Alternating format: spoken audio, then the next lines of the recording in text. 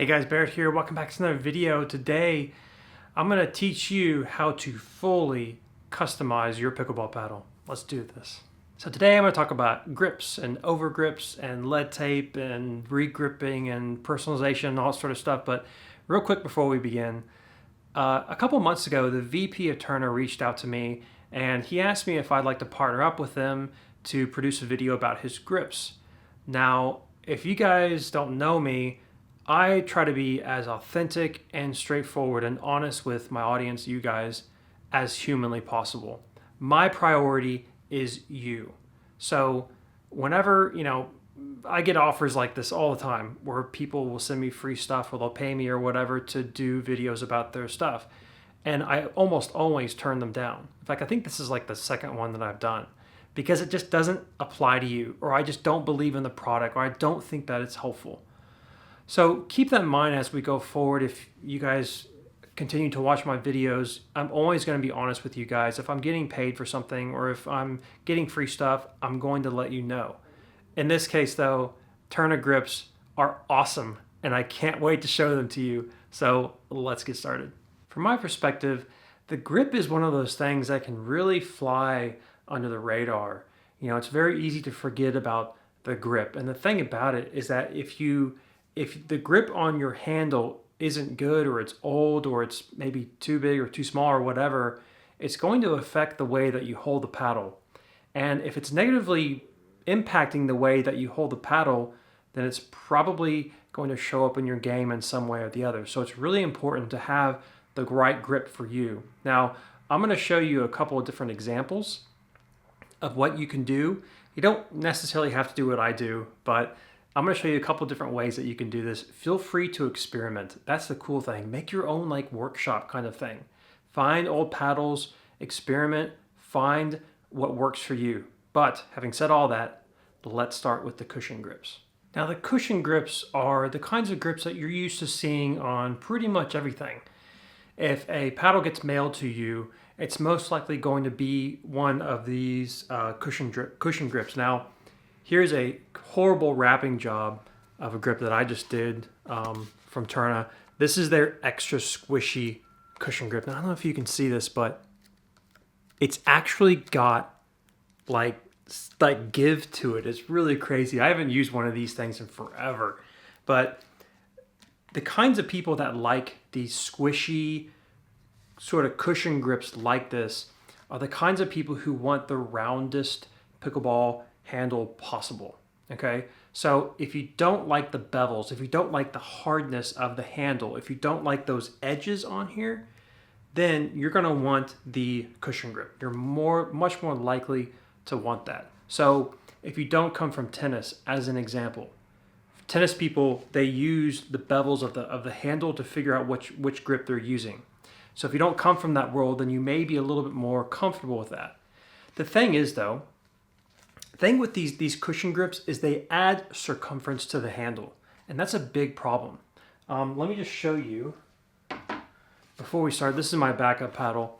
Before we started, I ripped off the handle on this Prince. You see how skinny that is? Compare it to this. You see how much thicker that is? That's because of the grip. So if you're the kind of person that needs a rounded out grip like this, it probably means that not only are you going to put a thick cushion grip, like an extra cushion grip like the one from Tourna here on, but you're probably going to put a lot of over grips on top of that as well.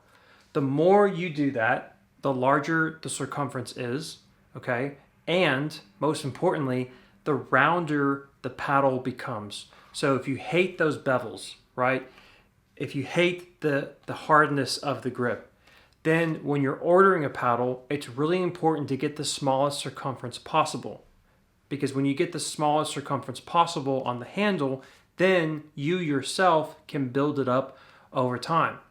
And what you can do is you can put a heavy cushion grip on there and then put maybe 1 or 2 wraps around that. And then the last over wrap that you'll do will be the actual one that you'll use, and you'll just have to replace that one. So if you like that kind of stuff, go for it. Now, from my perspective, you should try to use the smallest handle possible. That's just my view. But I think that it's much harder, much more difficult to have soft hands when you have this big fat grip that you're working with. So what I do, I use this from Tourna. Okay, this is the Overgrip. This is the really popular one. It comes in this blue color, and you see Tyson right there on the front. This stuff is incredible. Again, I'm saying this because I know it's going to help you out. This stuff is so sweat resistant. This is the paddle that I use. Here's the handle. It's like really smooth, but it's amazing how it dries out the sweat. The thing about it though is that this paddle used to look like this. This has nothing on it. It's just the tape that covers up the wood. That's all it is. And it's like electrical tape. All I did was put an Overgrip, one of these from Tourna, directly on the handle. It does many things, many great things for me. First of all, the handle is quite small, the circumference that is, so it allows it to set easily in my hand, right? So I have plenty of room for it to move around. When you have plenty of room to move it around, it's easier to let go of so that you can have those soft hands. Soft hands just means that you're not death gripping the paddle, which means you're going to have less finesse, okay?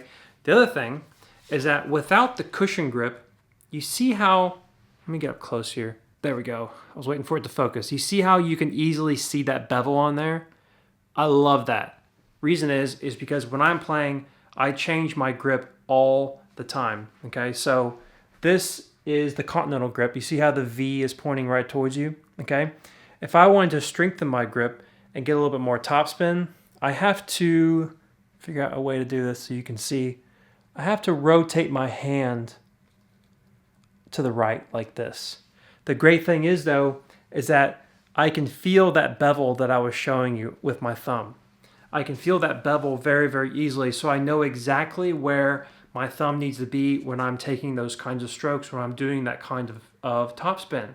It's very helpful, whereas if I was using one of these heavily cushioned grips, I wouldn't be able to tell as easily. So these bevels on here are great for telling you where you are with your grip. You know, sometimes you need to do a forehand slice. If that's the case, you have to rotate your hand over to the left. And I can feel this bevel behind the paddle with my middle finger and my ring finger, so I know exactly where to hold it. That gives your grip consistency. That's what these bevels are for. In tennis, in the tennis world, oh man, they use them all the time. So that's why I recommend taking off all the grip and then building it up from there. Only putting on maybe one layer of an Overgrip. It's just going to give you that consistency. It's going to give you those soft hands and things like that. But again, do what's best for you. That's just me. You don't have to do what I do. In fact, I encourage you to not do what I do. I encourage you to strike out on your own path to figure out what's best for you. Let me show you a couple more of those grips. So Tourna also makes the tacky towel. I don't know if you guys have heard about that. I have one in my bag right here actually. And what it is, it's basically stuff that you can put around your handle to make it a little bit sticky, and it makes it to where your hand's not going to move around at all.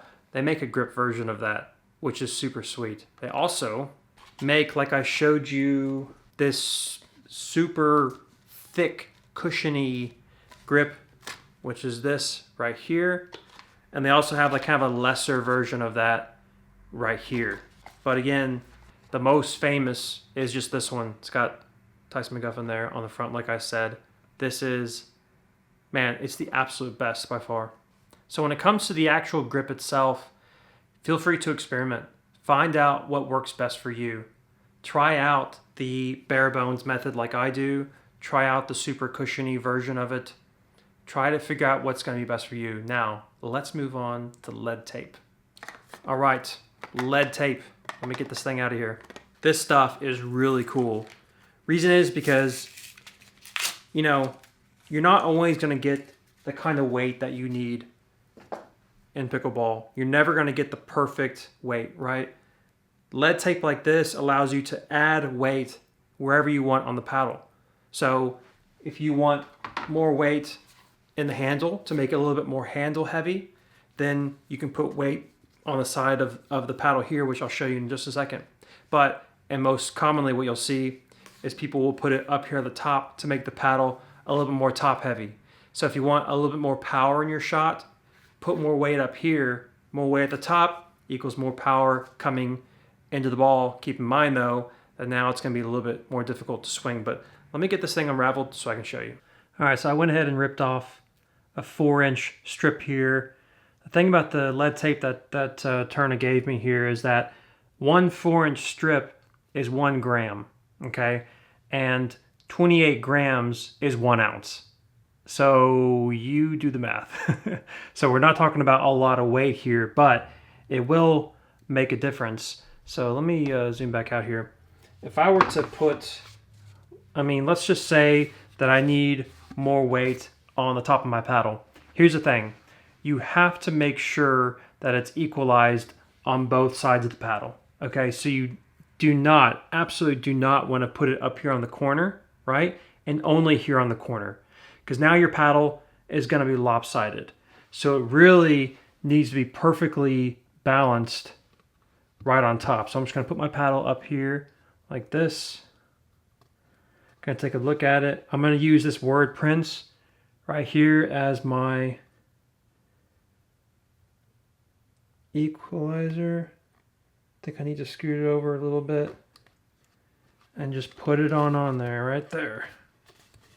Sweet.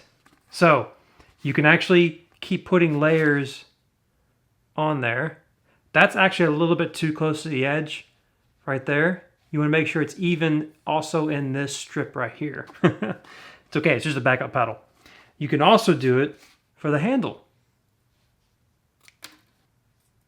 So I want to make sure that these strips are equal, which they are not. I need to trim this one. There. Take the backing off, get the handle here, and just put it right on. And the cool thing about this is that the handle will cover it up. So when you put your grip on there, it'll just cover right up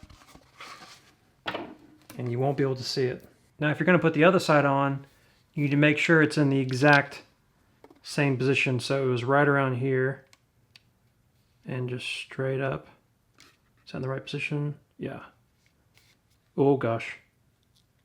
If you mess up like that, it just comes right off. That is fine. Cool.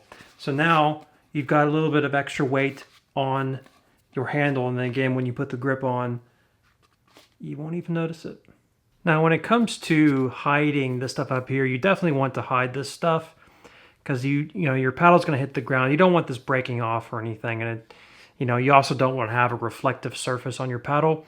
So we need to cover it up. Now, you've probably seen my paddle.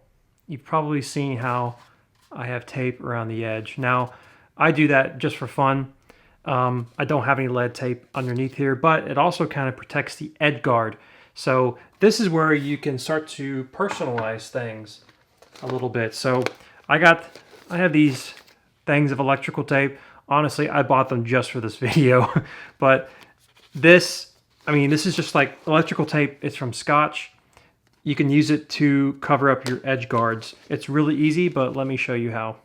The way I like to do this is to hold the paddle upside down and then just paste.